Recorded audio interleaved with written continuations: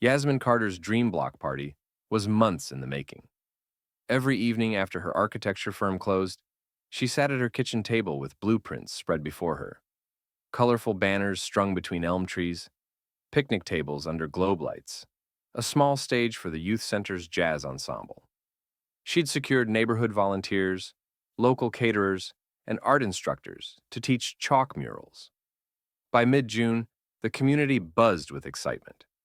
Families exchanged recipes, kids practiced dance routines on sidewalks, and Pastor Green's choir rehearsed hymns to open the festivities. Then, 2 weeks before the big day, the first disruption arrived. A terse letter from the city permitting office copied to Yasmin. Her permit had been revoked. Administrative error, the note claimed. Panic rippled through her volunteer team as she scrambled to call city officials. Each phone call ended in bureaucratic dead ends. You'll have to reapply. Fees are overdue. We never received your initial submission. The dates didn't line up and the fees were paid, and yet the block party permit vanished from the system. That same evening, Yasmin walked her block to rally support, only to discover vandalism. Someone had splintered wooden picnic tables, slashed the youth center's donated speaker cables, and spray-painted "Go Home" across a chalk-drawn hopscotch grid. Flames of outrage and disbelief flared in her chest. The white homeowners on either end of Carter Street, neighbors she'd once greeted warmly, now watched her from behind curtains, their expressions cold and unrepentant. Word spread fast. These neighbors had complained to the city, citing noise ordinances, safety concerns, and unapproved structures, and convinced officials to pull the permit. Yasmin realized this wasn't random bureaucracy. It was a concerted effort to quash her community's celebration.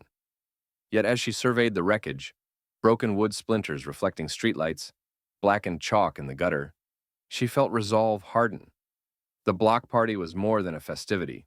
It was a statement of unity and pride.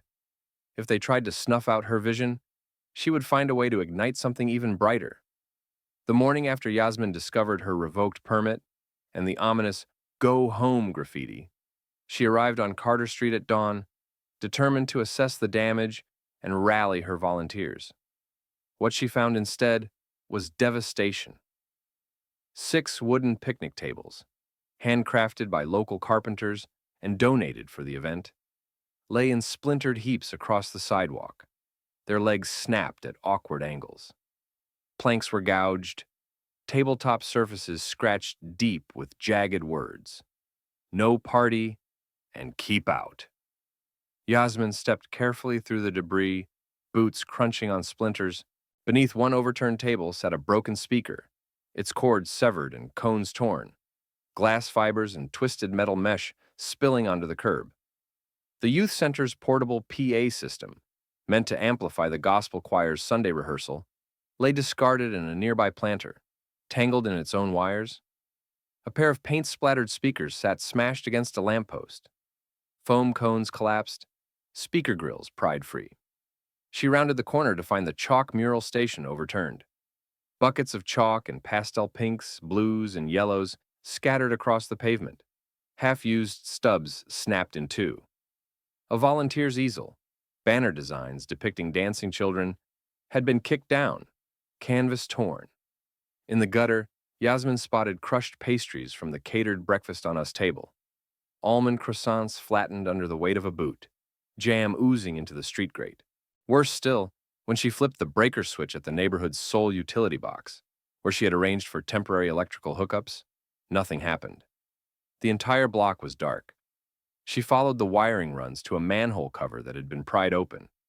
The junction box inside was flooded with gravel and earth, wires yanked free and cut.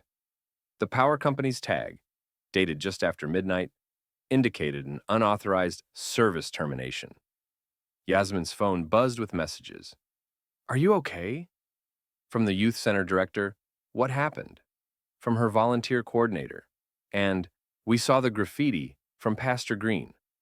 The volunteers, once bursting with excitement, were now despondent, texting that they wouldn't show up if they couldn't set up.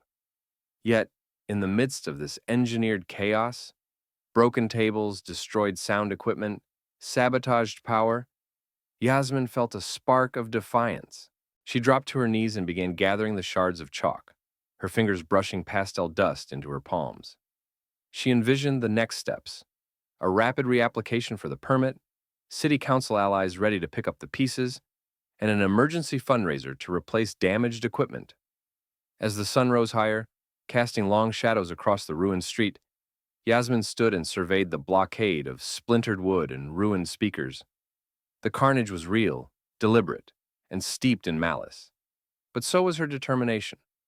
If her neighbors thought they could stop Carter Street's celebration with vandalism, they had underestimated the power of a community unwilling to be silenced. And so, she squared her shoulders, called her team, and began the work of rebuilding, in dirt, in fire, and in hope. The morning after the sabotage, Yasmin Carter steeled herself for battle.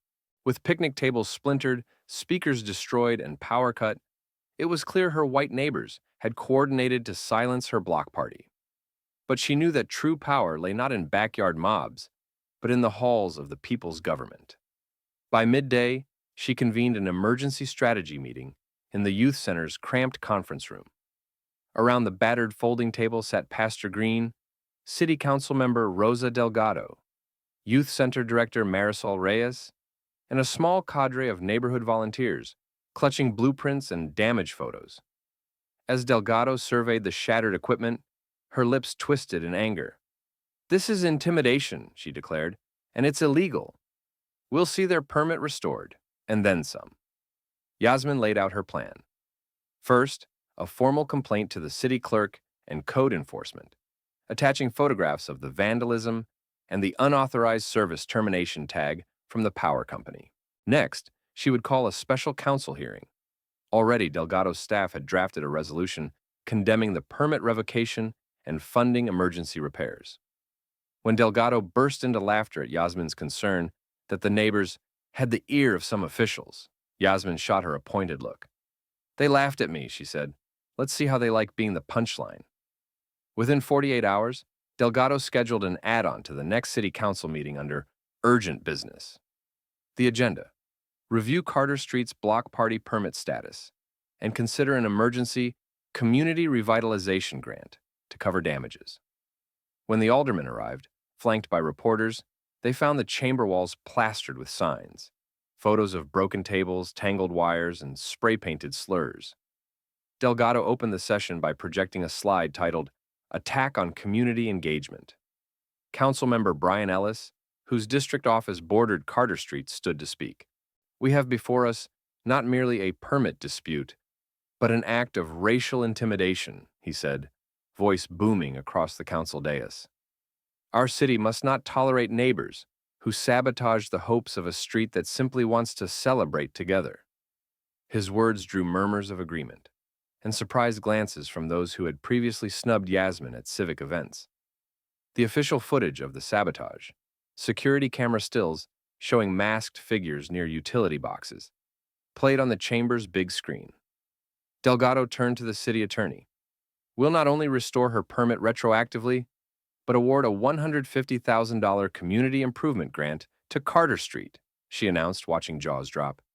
"This covers table repairs, sound system replacement, utility rehookup, and funds a permanent street festival fund managed by the neighborhood association." As the mayor signed the emergency resolution at the podium, Yasmin felt a rush of vindication. The same city hall that had misplaced her permit now officially condemned her neighbor's bigotry and empowered her block party beyond its original scope. When the council adjourned, Delgado looped her arm through Yasmin's, smiling. "They said we'd run out of steam," she said. "Instead, we just turned up the heat." Exiting the chamber, Yasmin was mobbed by volunteers chanting, "Carter Street Strong." The once invisible architect of her own community's renaissance now led a triumphant parade through City Hall's marble corridors. Between the laughter and applause, Yasmin realized that by forging alliances in the council chambers, even amid scoffs and disbelief, she had transformed sabotage into an opportunity. The block party would not only rise from ruins, but emerge as a citywide model of collaborative, equitable celebration. With the city council's emergency resolution secured, Yasmin Carter wasted no time, turning political victory into on-the-ground progress. The next morning, a convoy of city service trucks, electricians, carpenters, and sound engineers, rolled onto Carter Street, led by Councilmember Rosa Delgado's staff van. Volunteers lined the sidewalks, offering coffee and donuts as crews unloaded pallets of replacement picnic tables, power cables, and modular stage panels paid for by the newly approved $150,000 Community Improvement Grant. First came the carpenters, raising 10 sturdy 8-foot tables handcrafted from reclaimed oak. Yasmin had specified built-in umbrella mounts in her grant application to guard against summer rains, and today, skilled woodworkers bolted each mount into the table centers, their power drills humming in rhythm. Nearby, electricians from the city's utilities department knelt by freshly reopened manhole covers, replacing the sabotaged junction box with a weather-sealed unit and rerouting underground service lines through tamper-resistant conduit. As power hummed back to life, string light sockets along 13 elm trees flickered on, casting a warm, golden glow. By midday, the stage crew arrived with modular risers and sound equipment. The youth center's battered PA speakers were whisked away and replaced with a bank of 4 compact yet powerful city-owned speakers, each mounted on height-adjustable stands. Sound engineers calibrated the mixers, running test tones that cut crisply through the humid air. Yasmin watched as her friend Marcus, once a volunteer carpenter, adjusted microphone booms for the jazz ensemble's soloists. The hum of progress replaced the prior silence of sabotage. But Yasmin's true coup lay in her grant's legacy fund provision, which dedicated a permanent endowment for annual block party enhancements. She had negotiated to funnel at least $25,000 each year into rotating street art installations, live music stipends, and community-run food stands. Today, she convened a meeting under a canopy of globe lights. Local muralists sketched designs for colorful panels to be installed along the block's brick walls, while small business owners pitched ideas for pop-up vendor stalls. In the shade of a newly repaired picnic pavilion, Yasmin distributed grant checks to each group, her signature flourish on every voucher, a testament to her savvy negotiation. By sunset, Carter Street looked reborn. Fresh tables bore floral centerpieces, the trees twinkled with brand new lights, and the stage stood ready with crisp signage reading, Carter Street Community Festival established. Ice on a Zibonyon. The once derelict sound cables now wound neatly beneath protective metal grates, and blue ribbon banners heralded the 150K Transformation Project, sponsored by City Council, the Youth Center, and neighborhood associations. As neighbors emerged from their doorways, curtains pulled back in curious delight, they found Yasmin standing at the block's entrance, arms outstretched in invitation. Many carried homemade dishes, some brought folding chairs. All wore broad smiles. The white homeowners who had tried to derail her party hovered at a distance, jaws clenched as they observed the bustling revival of the street they'd sought to silence. That evening, as the jazz ensemble's first notes drifted into the sultry air and children chased firefly lanterns among the picnic tables, Yasmin felt a surge of pride. She had turned $150,000 and a chorus of bureaucratic allies into tangible symbols of unity and resilience.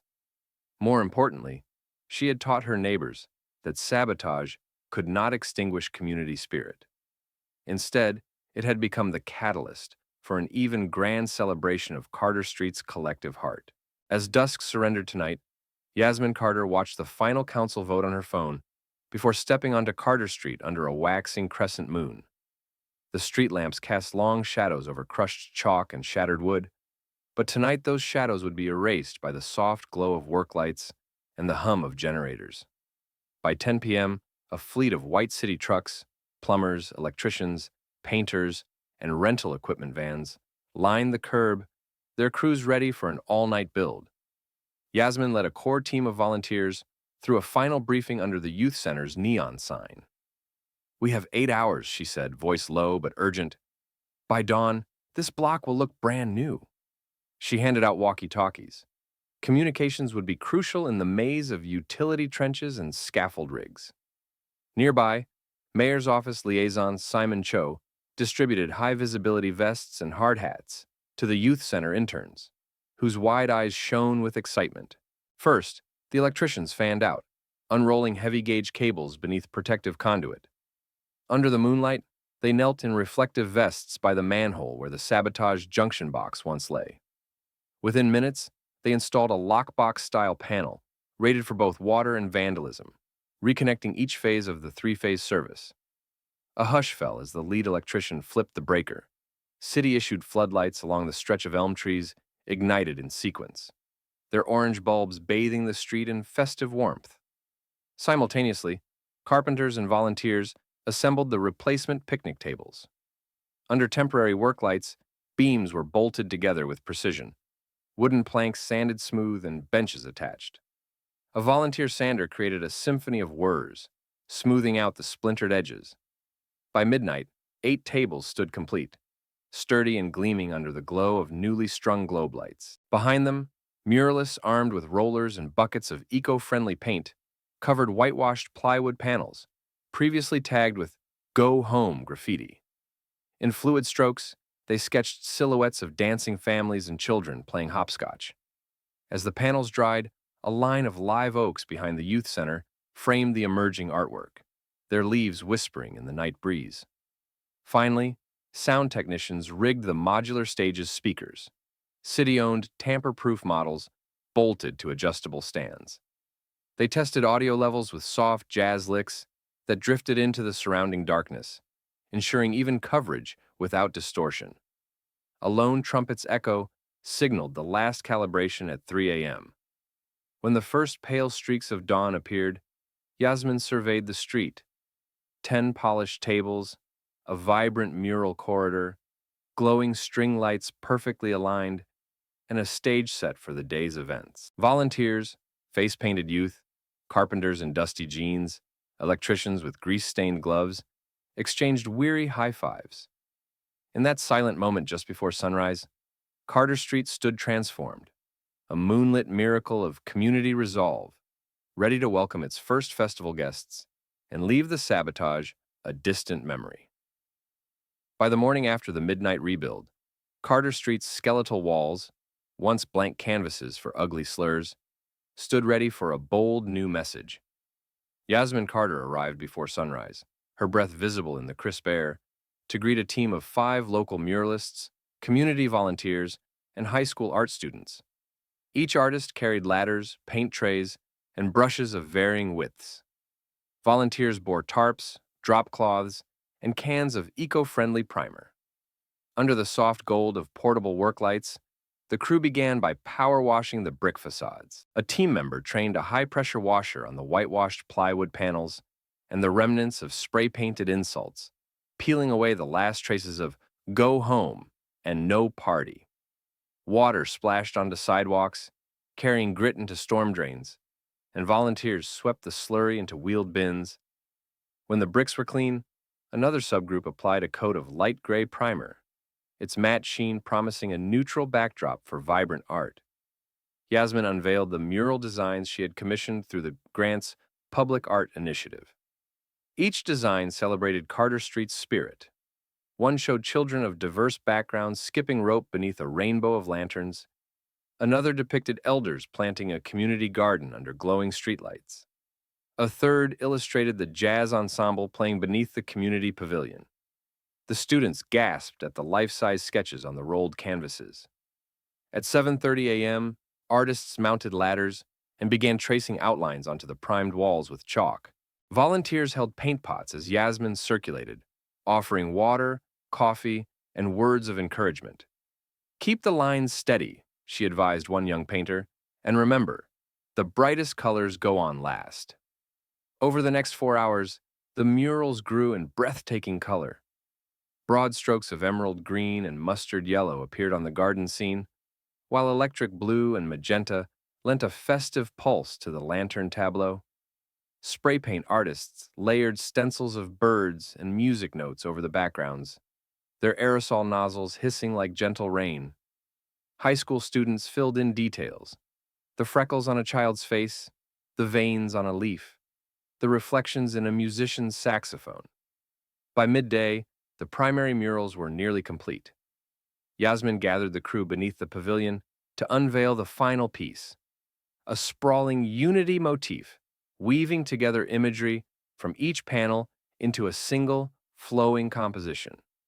A mosaic of hands, instruments, flowers, and lanterns. And, as the last paintbrush stroke sealed the mural, neighbors, drawn by the spectacle, paused on their porches to admire the transformation. Some smiled and waved. Others shed tears at the beauty born from their former sorrow. A local news crew arrived just as the paint dried, cameras rolling as Yasmin described the mural's purpose. These walls now speak of hope, resilience, and the vibrancy of our community. They erase the hate once scrawled upon them and replace it with our shared story. Her words echoed down the block, captured for evening broadcasts. As the sun dipped low, volunteers rolled up tarps and packed away supplies. Carter Street stood as a living gallery, its walls no longer targets of bigotry, but monuments to collaboration. The murals would welcome festival goers that night, serving as both backdrop and beacon for the block party's climax. And in every brushstroke, the community's collective heartbeat pulsed clear and strong. Unity forged from adversity, beauty rising from vandalism, and hope painted in vivid color across once silent walls. The sun dawned bright over Carter Street as Yasmin Carter stood at the corner of Elm and Oak, clipboard in hand, ready for the block party's grand opening. Neighbors emerged from their homes, some tentatively curious, others still bristling from past sabotage, only to find their street transformed into a vibrant festival ground. 10 heavy oak picnic tables formed long communal feasts beneath elm tree bistros, strung with globe lights. Under the Unity mural, a raised stage hosted the youth center's jazz ensemble, their smooth notes drifting across freshly painted sidewalks.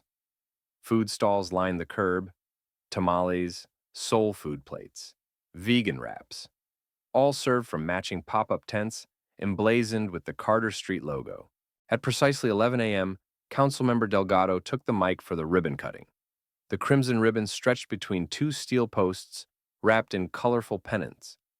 Yasmin joined Delgado and Pastor Green. With large ceremonial shears, Delgado snipped the ribbon, and the crowd surged forward in a jubilant roar. Children darted between tables, their chalk-drawn hopscotch now a painted mosaic of bright pastels. Elderly residents in folding chairs smiled broadly, sipping sweet tea and nodding to the music's swing. But not everyone applauded. From the far end of the block, the same white homeowners, who'd masterminded the sabotage, assembled behind a roped-off zone. Their faces were scowls of fury, arms folded, lips curled in indignation as they watched families of every background celebrate. One neighbor spat onto the curb, another raised a smartphone, filming the scene as if for evidence of illicit revelry. Their whispered curses, disgrace, unruly, they'll regret this, wafted through the air. Yasmin ignored them, turning instead to host guided tours for local media. She led reporters past the oak tables, explaining how the $150,000 grant had funded permanent street upgrades, a DA-compliant ramps, built-in planter benches filled with native flowers, and solar-powered lanterns replacing gas-powered lights. She pointed to the tamper-proof junction box gleaming beneath its decorative grate. "This street will never go dark again," she said, voice confident. Cameras panned to the furious neighbors, their silence broken only by the distant hiss of paint touch-ups on the mural. Throughout the day, festival goers participated in mural painting touch-ups, line dancing lessons on the stage, and a Stories of Carter Street open mic that filled the night sky with laughter and poetry. Food vendors sold out of their signature dishes. Children staged puppet shows in the converted community kiosk. Elders led memory-sharing sessions beneath the Unity mural, recounting decades of neighborhood lore once at risk of vanishing.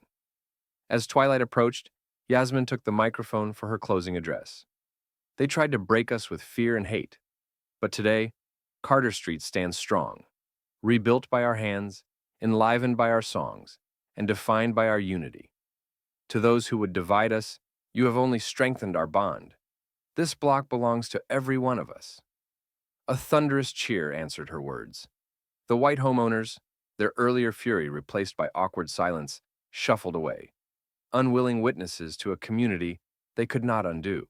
As fireworks exploded overhead in bursts of emerald and gold, Carter Street's revelers danced beneath the mural's watchful gaze, the block reborn in defiance of bigotry.